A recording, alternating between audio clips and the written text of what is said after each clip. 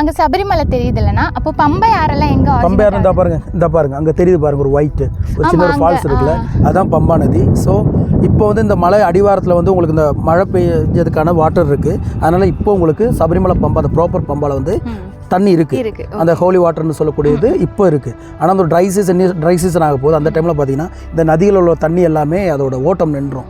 அந்த டைமில் நம்ம கவின்ற ஏரியாவில் இருந்து தான் நம்ம சபரிமலைக்கு தண்ணி திறக்கிறோம். அப்போ இந்த கவி லேக்குமே ஒரு பம்பா நதியோட ஒரு ஒரிஜின் தான் இது. அப்புறம் இந்த கொச்சி பம்பான்னு சொன்னேன்ல, அங்கே பம்பான்னு ஒரு டேம் இருக்குது, பெரிய டேம்.